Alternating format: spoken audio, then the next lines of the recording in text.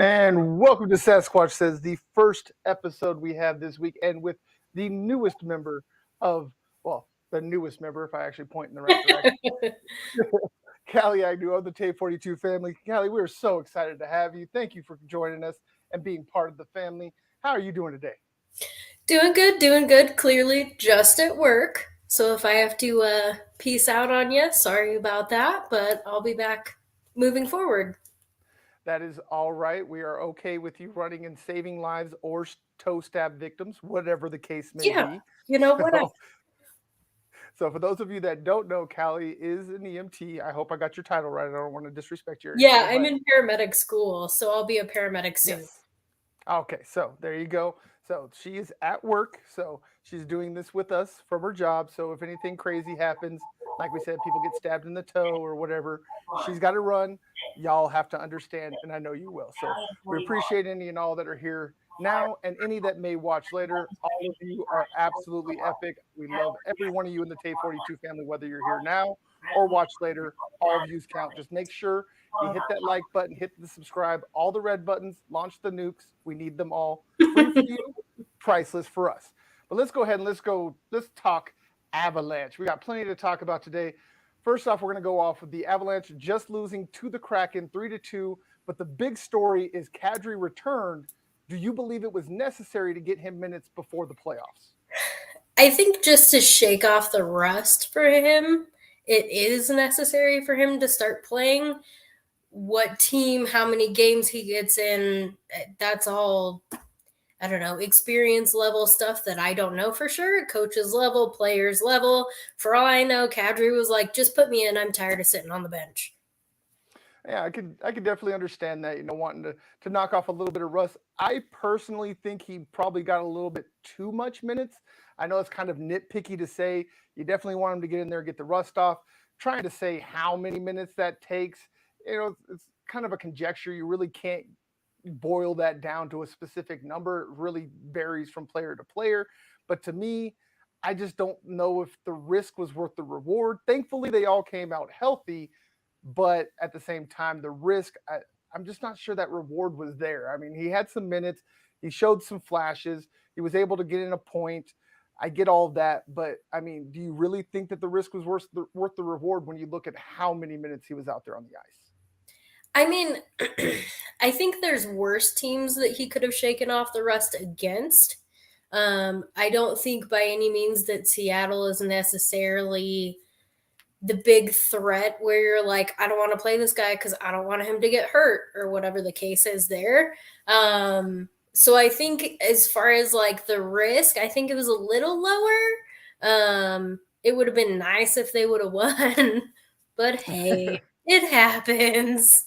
Right. I mean, and there was a flurry at the end. Like, I really thought that the Avalanche were going to be able to get another one of those sneaky wins that they tend to get, where it just looks like it's over. And then in the last like 2 or 3 minutes, some craziness happens between Makar, McKinnon, and Nichushkin. Almost, I don't know how I almost messed up that name. But, anyways, but they kind of came in at the end, made a flurry of movement. And I mean, it was so close. I don't know if you watched all the way to the final whistle, but it literally came down to the final whistle in that game. I really thought they were going to sneak it out, but unfortunately, they just didn't have enough juice with an empty net to get that final goal in to tie it up and send it into overtime.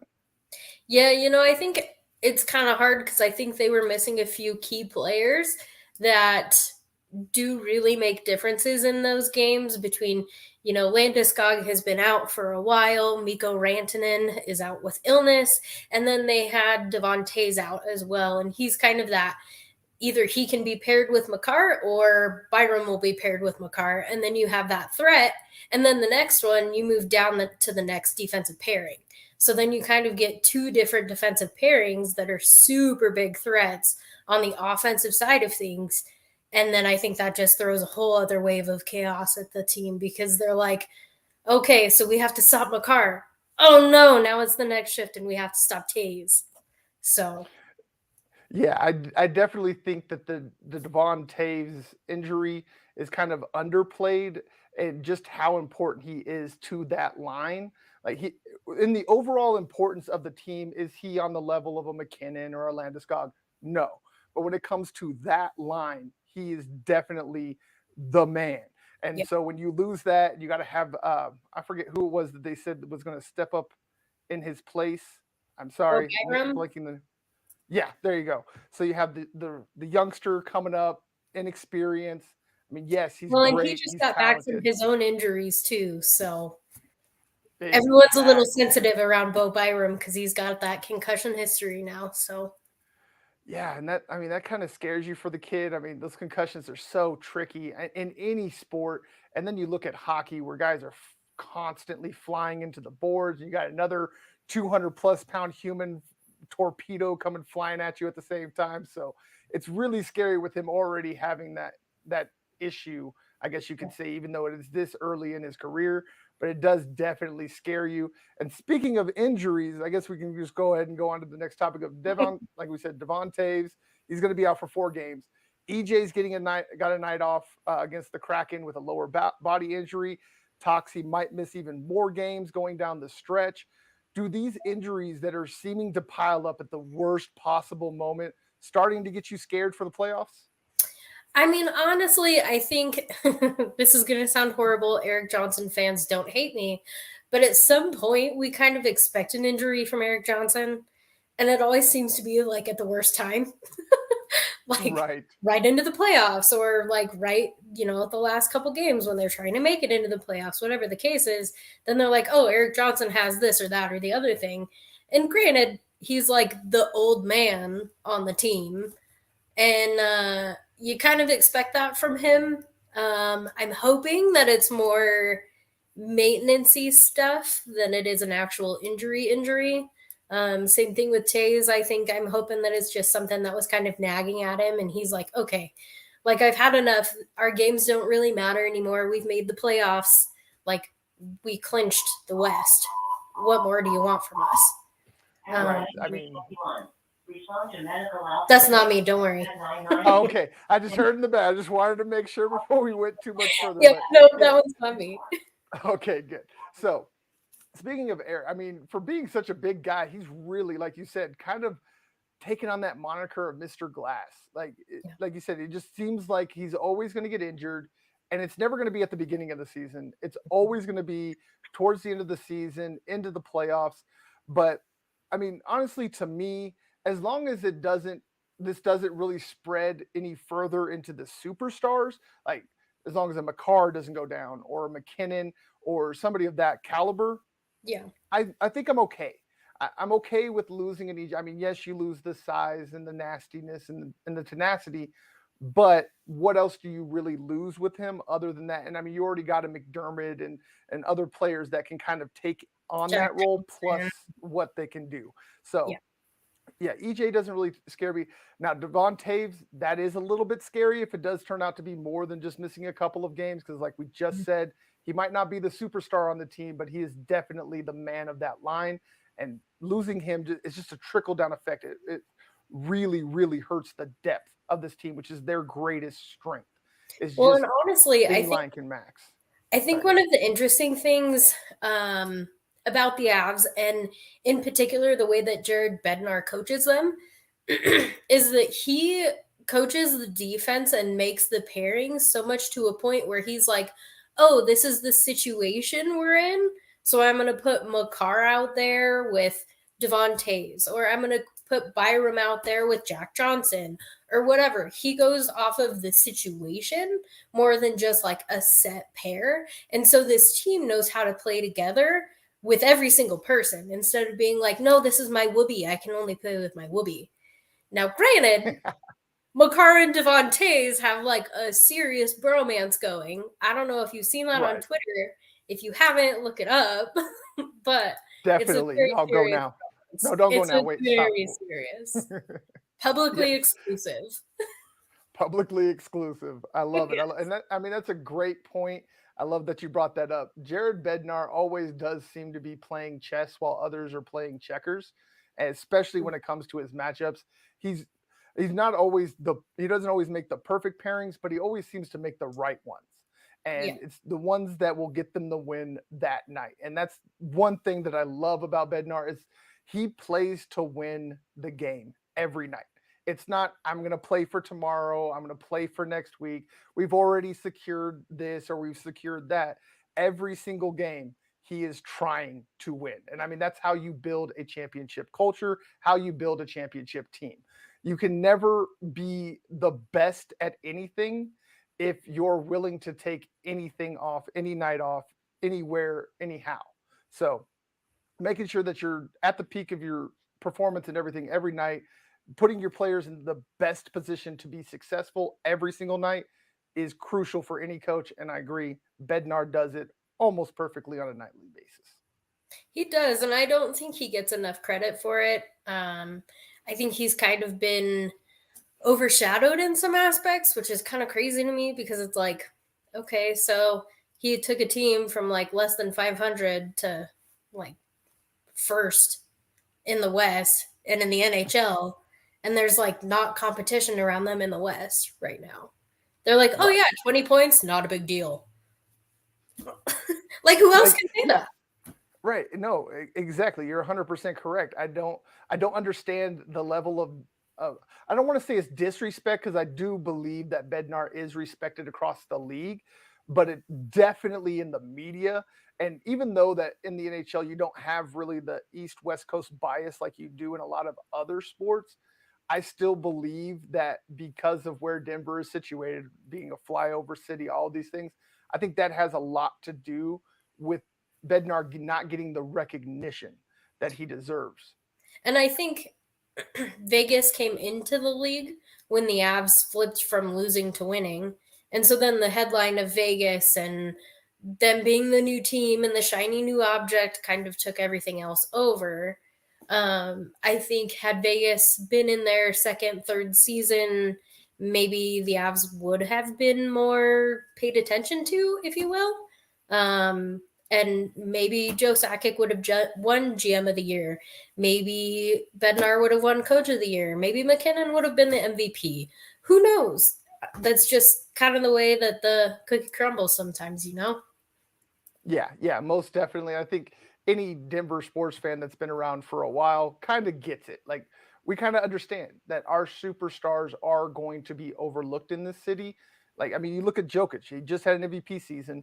He just had a season that nobody else has ever had. Yet there's still an argument that an East Coast guy is better than him, and they're always weak arguments. And the same thing happens in hockey, like you were saying with McKinnon, Bednar, Landeskog. All of those guys tend to get overlooked for being a Passover city. And then, like you said, with Vegas coming in, the shiny new lights, plus it's Vegas. Everybody knows Vegas, and they were the ones that kind of they broke the mold when it came to teams staying out of Vegas.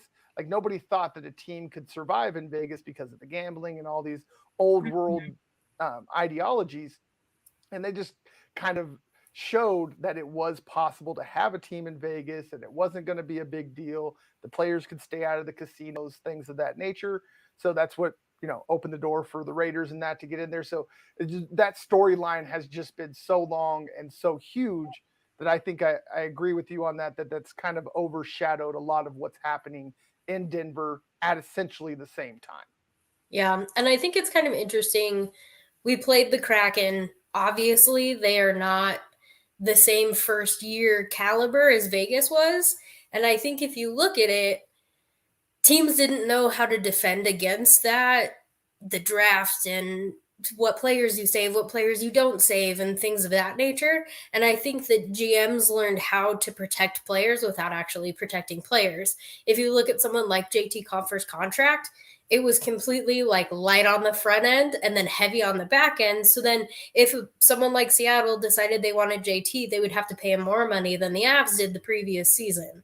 So I think without actually protecting him, they protected him. And I think other GMs did that as well.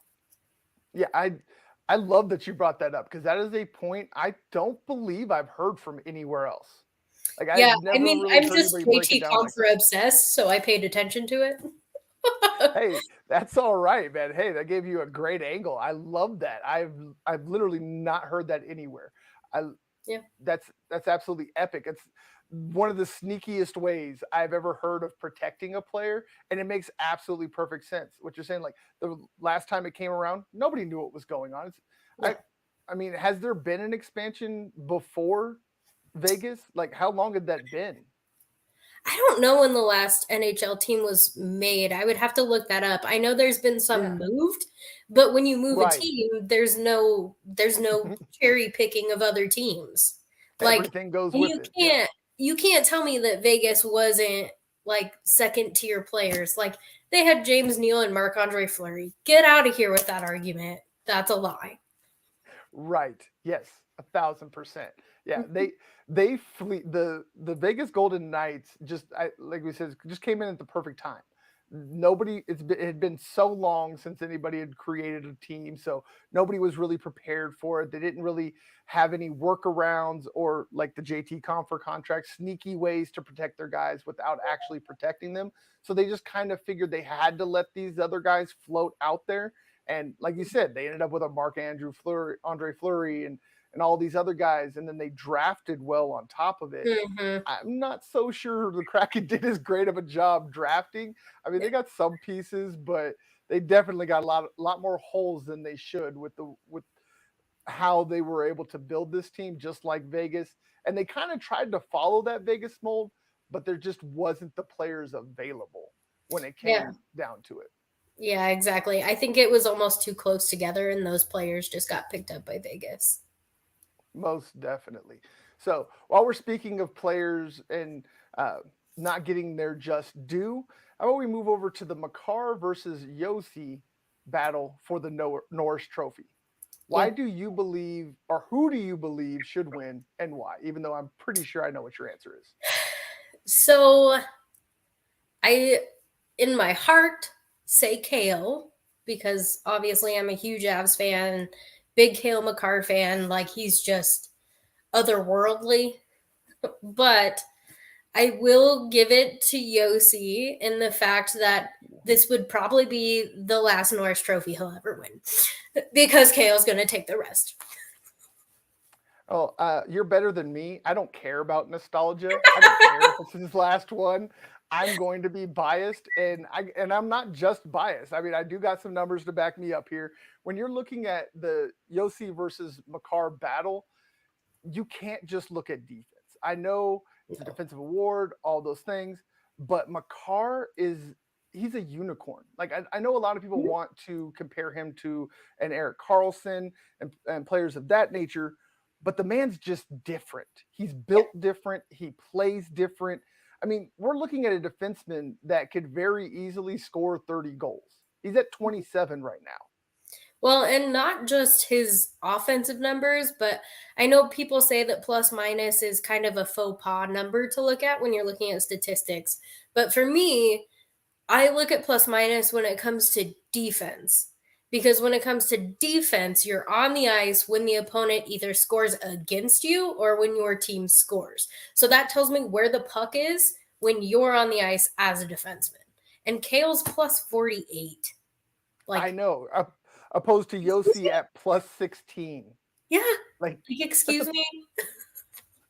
yes, I agree with you that a plus minus should never be an end all be all stat that you're using in an argument, but it definitely can be supportive evidence in your argument. And in this one, it's very relevant when you're talking about a differential of almost of over 30 points Yeah, and plus minus.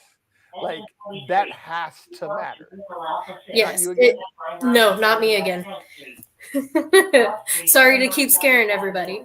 No, you're good. You're good. Just trying to keep on it. I'll let you know. Don't worry. Appreciate it. Appreciate it. But I mean, The, you have to give it to Yossi. He is making it a race. He's making it interesting. His and I just went teams. dark. Oh, you did. Hello. Hello. Why? I hate this thing. Hello. I don't know why it does this to me on the worst possible times. I'm right here. Are we going to get lights? I'm going to Nope, have to get it up. really This is doesn't like stupid. him. No, it doesn't. It really, really doesn't. I'm sorry, guys. You're going to have to see me stand up for a second. There we go. Okay. Hopefully that Yeah, will I mean, I think not happen. in this race, you have to give Yossi credit. He is on a much worse team. than Kale is. And he does stand out on the ice on his team. But I sent out a tweet last game. I would rather have the big fish in the big pond than the big fish in the little pond. And for me, among all the superstars that the Avs have, Gabriel Landeskog, Devontae's breaking out. They've had, Nathan McKinnon, and just everyone this year has been phenomenal. And who's at the top of that for me? It's Cale Makar. And he's like, big fish, big pond. That is a huge caliber of talent around him. And for him to stand out that much, it's like having two McKinnons on the ice. It's just not fair sometimes.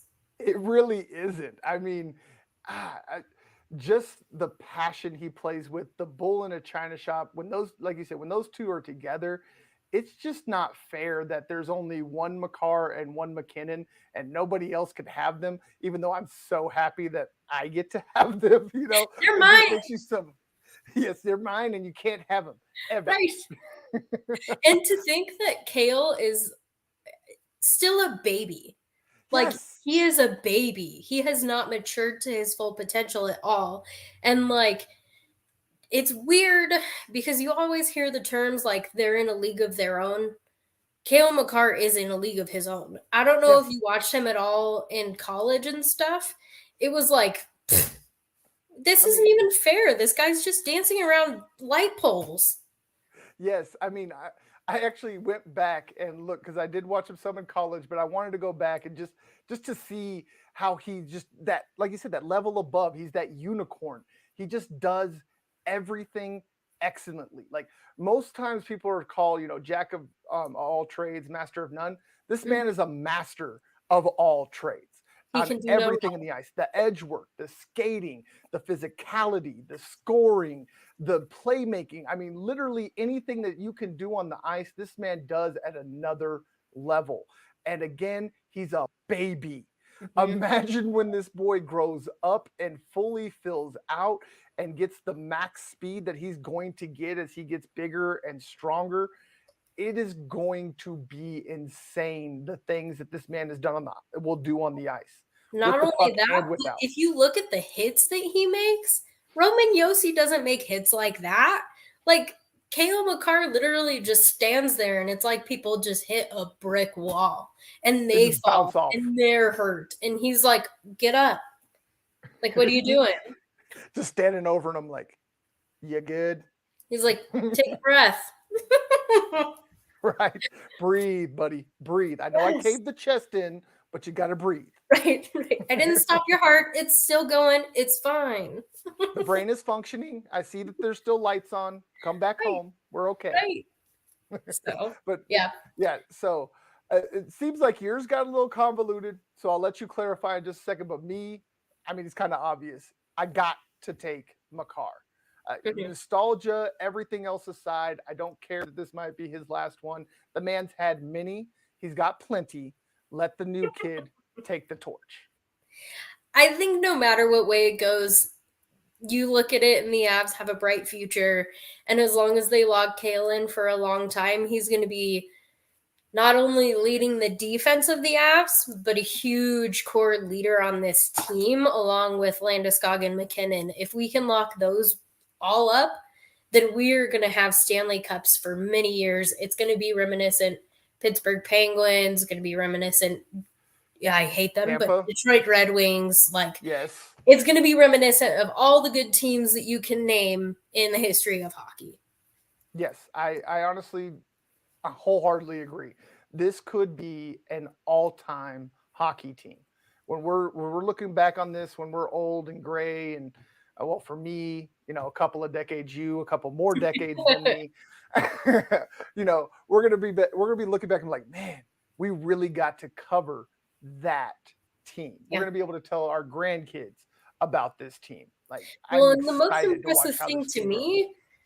impressive thing to me about being able to build the team that Joe Sakic has is this is during the salary cap era. This isn't during the times when the Avs have previously won the Stanley Cup where you didn't necessarily have to work around the salary cap. You could build an all-star team. Now you have a cap, so now Joe Sakic has to play, like you said, chess instead of checkers, and has to figure out how am I going to front load this contract and back load this contract so I can keep two of the top words are hard. Yes.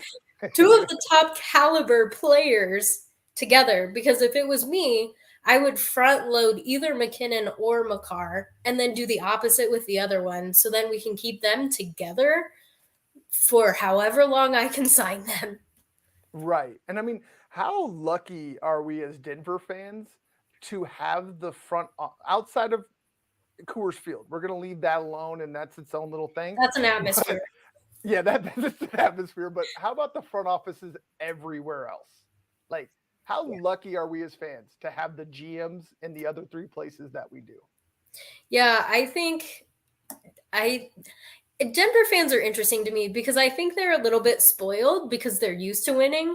So then when they don't win, everybody's like, "Oh, we suck! Fire everyone!"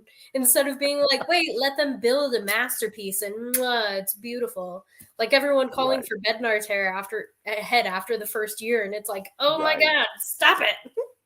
Yeah, but nobody wants to talk about that now. Now Bednar's No, God. yeah. Now everybody's like, "I didn't say that. What are you talking about?" Like, what are you talking about? Don't dig up my old tweets. Why would you Right? do Exactly. Why would you use my tweet that? against me? Exactly. Like this you? No, but it has your name Not on me. What are you talking it. about? Exactly. But speaking of youngsters, how about this Ben Meyers kid? He's been getting a lot of ice time. How much has he impressed you? I think just the level of his composure in the NHL has been impressive in and of itself. It's hard to make that transition. We've seen players struggle from whether it's the minor league or it's college. And some people might not agree with that because they only have Kale McCarr in their head as a college hockey player. But if you think about it, players like, LOC, Logan O'Connor, he was playing for DU, and then he had like a full year and a half before he really started playing at the NHL level and really playing. And the fact that this kid went from the NCAA to the NHL and scored a goal in his first game, like that's impressive in and of itself. But I think last game, maybe he played a little bit too much and too important roles, too big of roles for him, and he wasn't quite that ready yet. He needs to grow just a little bit. Just a little bit. I mean, yeah, I definitely say, somebody coming straight from NCAA to the NHL, definitely going to have room to grow. That's without a doubt. My thing Unless you're is Kale McCarr. just right, unless you're Kale McCarr, but again, that's a unicorn. Ben Meyers, he's just a really good player. He's a normal person. He's a normal person. He's not a magical fairy dust thingy. So, Right. but with Ben Meyers for me, is like I just think about the whirlwind tour this man has had over the last year. I mean, think about it. The man went from playing for U.S. hockey to the Frozen Four, and then gets signed to a contract, and the very next day plays in an NHL game and scores a goal. Like Yeah. you can't script these things in Hollywood. And yet this kid's just out here, just like, hey, I'm going to class, I'm keeping in touch with my professors, and I'm putting the biscuit in the basket. What's up? Well, not only that, but I can't even imagine how intimidating it must feel to walk into that locker room and be like, oh my God, there's Nathan McKinnon. There's Mikko Rantanen. Right. There's Gabriel Landeskog's locker. Oh my God, Joe Sakic is my GM. Like, Right. all of those things, that would intimidate me so bad. I would have like peed my pants and walked out. Dude, me too. I'd have been that grown man, like, hey, anybody got some draws I can borrow? Like, like you Or said, like like, walking into this locker room, and I mean, yeah, not just like you said, not just the guys that are on the team now, but you got Sakic up in the front office. You'll have Peter Forsberg walk through the locker room, or a Patrick Wall walk through the locker room. Milan At any Hayduk's given a point. regular. Yes, Milan Eduk. I mean, just the list and the names that could be walking through the locker room at any point, and you're just this starry-eyed. What is he like? 21, 22 years old right Yeah, now? he's pretty young.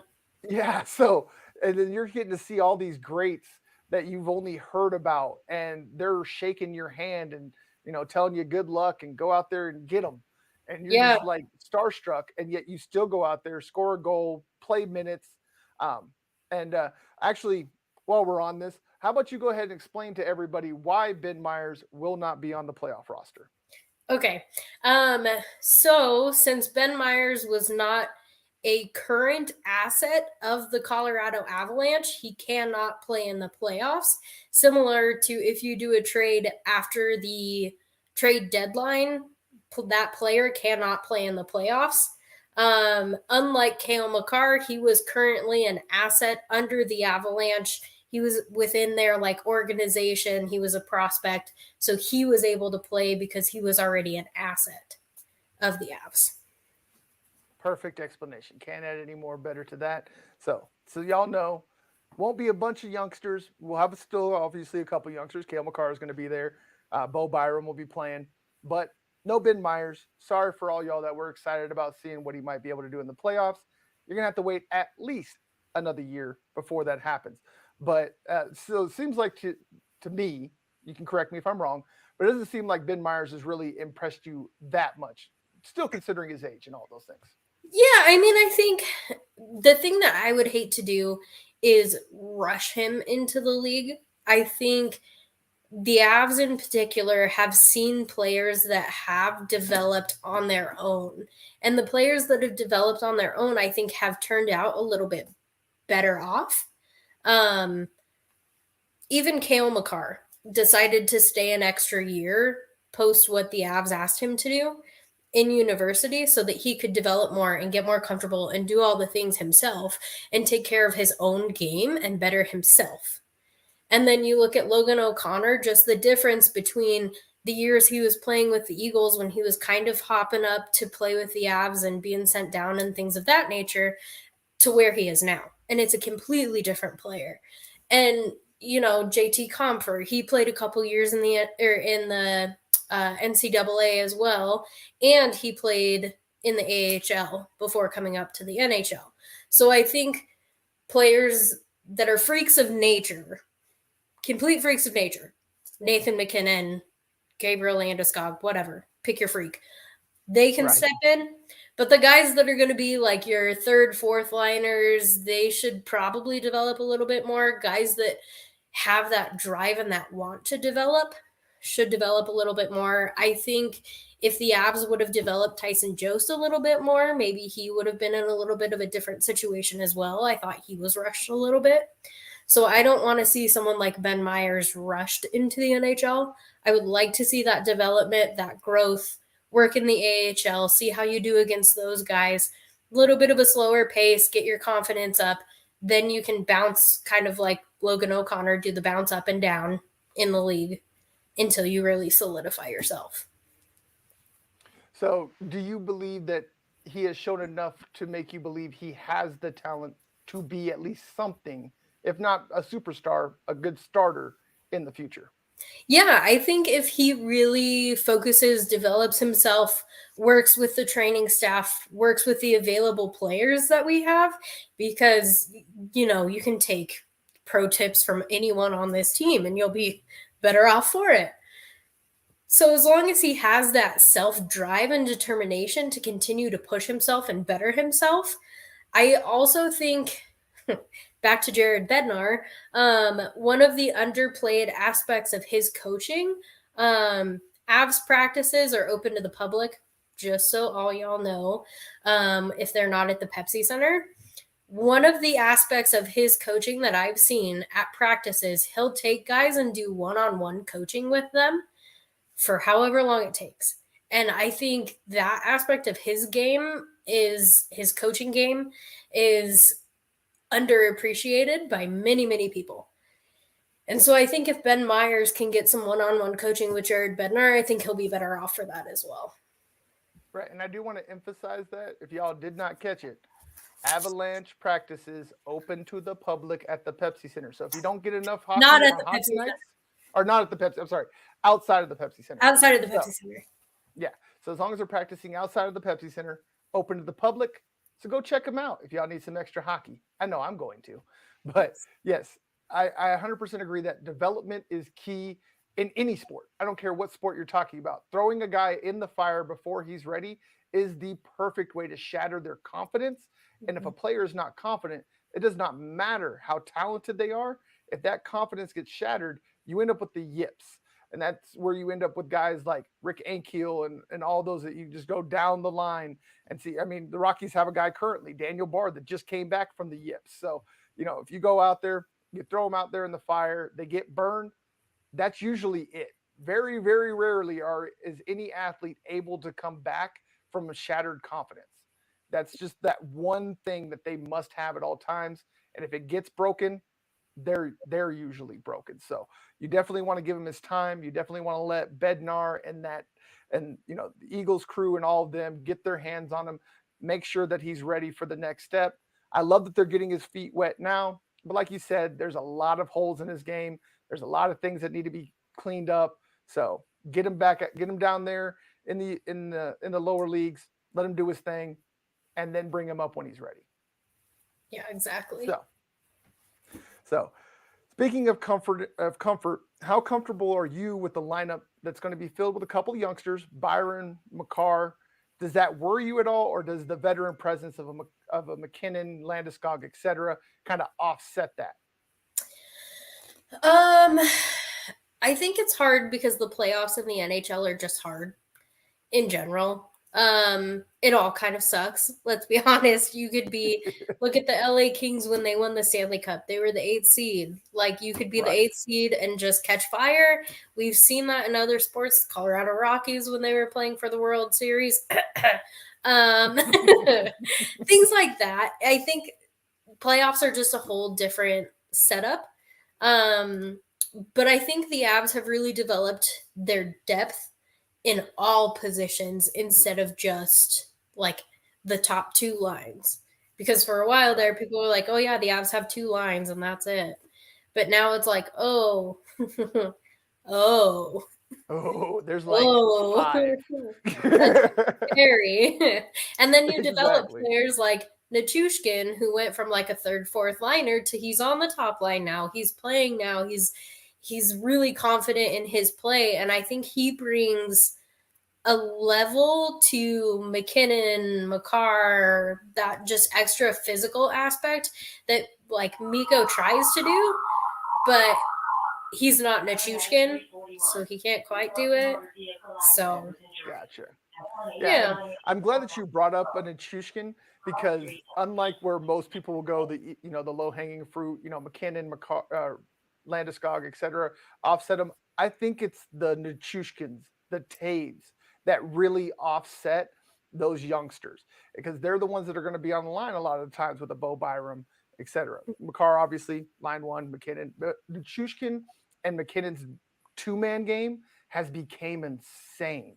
The way that those two play off of each other, and Nichushkin with that size and that speed, and just great. It's insane how big he is and how graceful he is on the ice. The way that he can just skate circles around folk and get into a position to give McKinnon that shot, or vice versa, where McKinnon will go and he'll just skate around in circles until all of a sudden Nichushkin's just sitting off in the corner by himself. He somehow sees him, does some kind of crazy pass across the ice, and Nichushkin sticks it in. They've really found a great balance with each other and have really found a way to really play off of each other's strengths and hide each other's weaknesses, even though McKinnon doesn't really have any, but just saying. Well, and it's interesting too, when you look at like when Landeskog comes back, when Rantanen comes back, do you put that big line back together, or do you leave Nichushkin up on the first line and then kind of play around with some of the other players to see if we can get some other chemistry on some of these other lines? You get Kadri back, so who are you going to pair with Kadri? Are you going to give him Nichushkin? Are you going to give him Landeskog? What are you going to do? So, and I mean, that I think that's one of those like envious positions for a coach. It's like, okay, I got all these great players. Now, how am I going to put all the pieces together? And that's another thing that Bednar does great, is you've never heard discontent from the Avalanche. You've never heard a player say a bad thing about Bednar. He has done a great job of massaging all these different egos and making sure that they all have come together for a common cause. There's no guy out here like, oh, I got to score 3 goals tonight, or I got to get this many goals so I can get to my next contract. every single player in that locker room is focused on one goal, and Hmm. that goal is to get that Stanley Cup.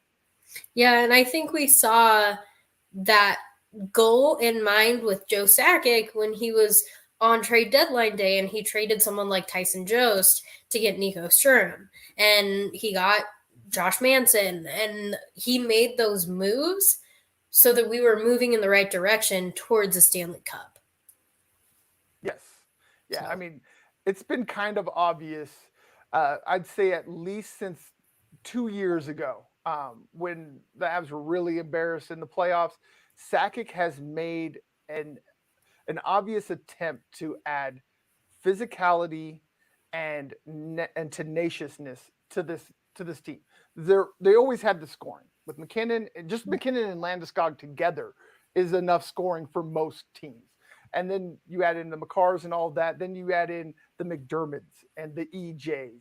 Those are the guys that are going to be the unsung heroes that get you over the hump.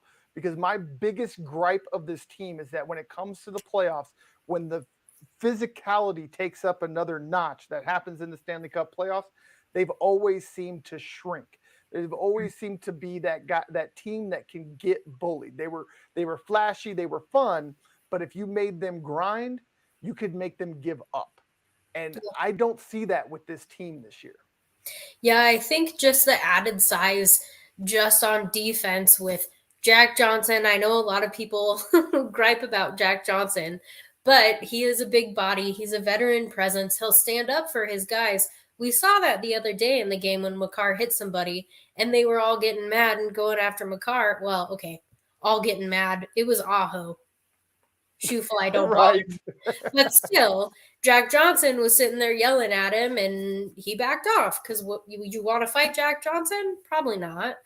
You I want don't to want to fight fight Curtis Jack Johnson. McDermott? Probably not. You want to fight No, Josh Manson? Probably not. There's no. enough guys on this team that we can protect the smaller players, if you will. Right. Yeah. Um, I don't like when McKinnon fights, so it's great to not have him fight if possible. Yes, I don't care. Like I understand like where Bednar was coming from when he defended McKinnon fighting and Yeah, Landeskog fighting, saying like, "Oh, you can't just pick and choose." It's like, dude, did you not just go out and get McDermott and make sure that EJ and Jack and all these other guys were here so that this didn't happen? Like, no, we don't want you to rip them in the public, but I mean, at the very least, make sure you're saying in the locker room, like, "Hey, let these guys take care of it." right. Like you love to see And the like fight from McKinnon, heat but of you the don't want to see moment, him fight. heat of the moment from McKinnon Yeah, or Landeskog, whatever, heat of the moment, you just saw your dude get blasted. It looked illegal. Sure, fight then. But yeah, I still don't like it. yeah, me either. I don't. Those That's hands are too exactly like precious.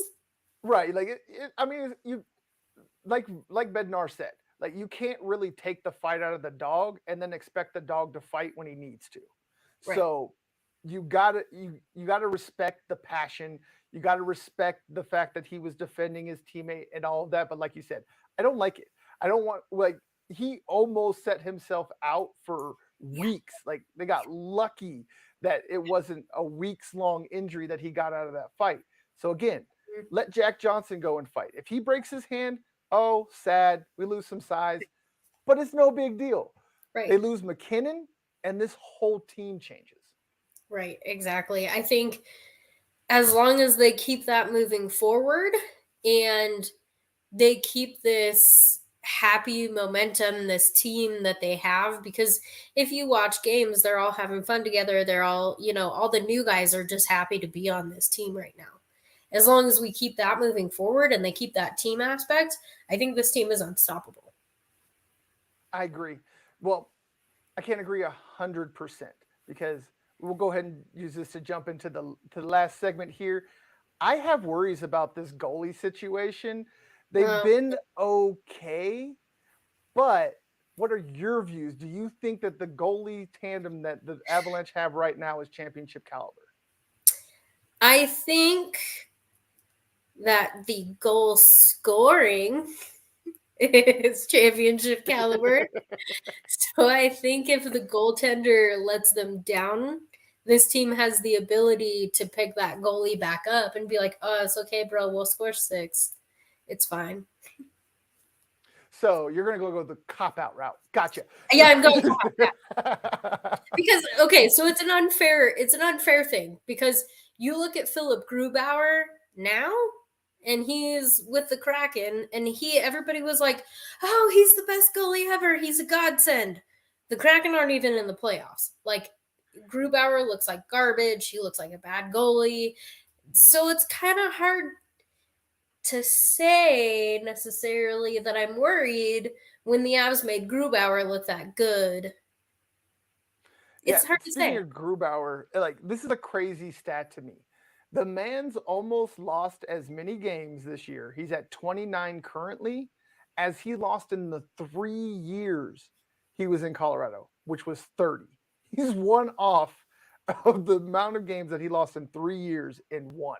Like, it was always funny to me too, because everybody would blame the Avs defense and say the defense sucked, and it was like, but did it?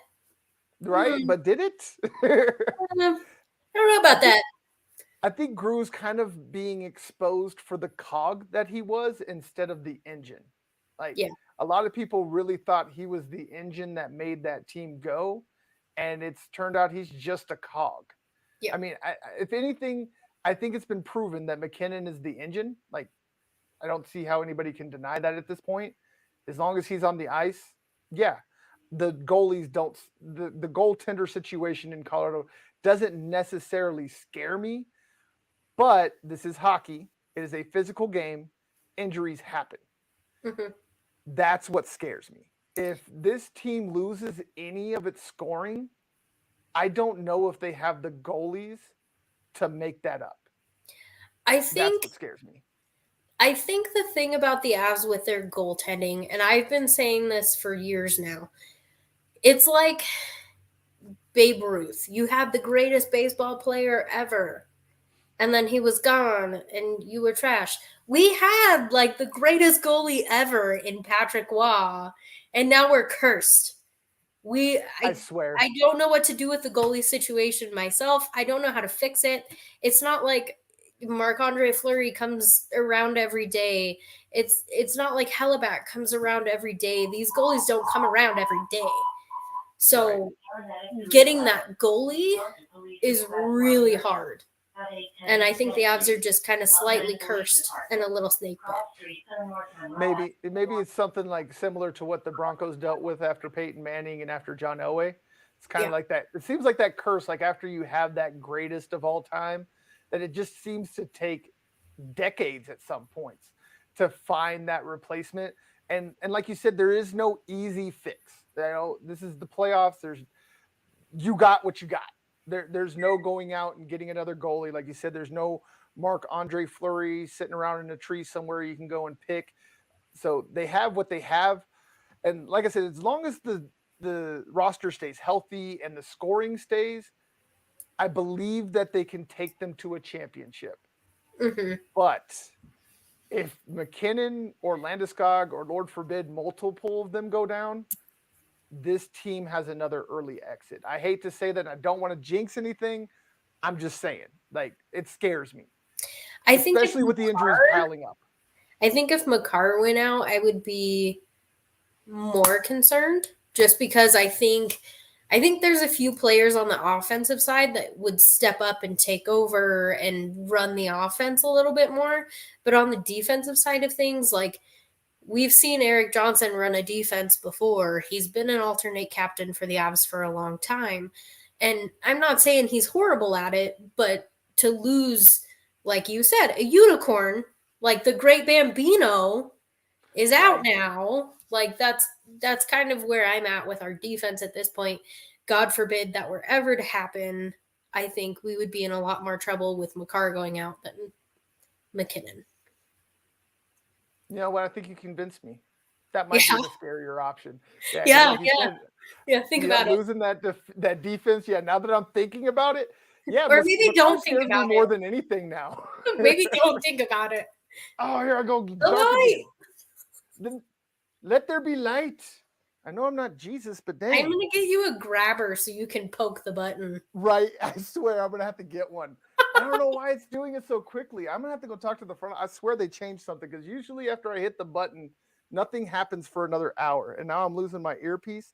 We're having technical difficulties, people. I'm sorry. Struggle I bus swear for we'll the get first live show. right. Pretty much. We're human too. We are human. I swear. I am not a robot. And this salad is real. Yeah. She knows. Uh-huh. I'm too furry. That's why we call it Sasquatch Says. I'm the Sasquatch. Yeah, that works for me. I'm just the No, talking face. right? Hey, you're the one that keeps us in line and make sure I Yeah. don't say stupid things. Like people Well, belong where they don't belong.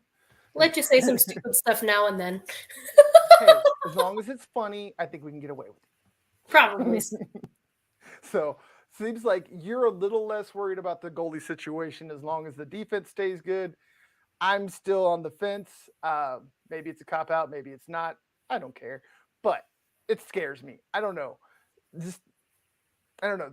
Kemper and Francouz, like some nights they can look like a stone wall. Other nights they look like Swiss cheese.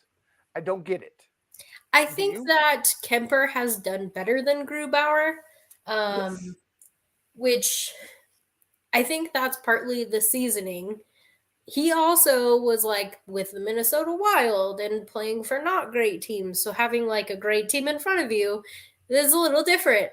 So I think for him, he's just trying to, play as best as he can for arguably one of the best teams he's been on.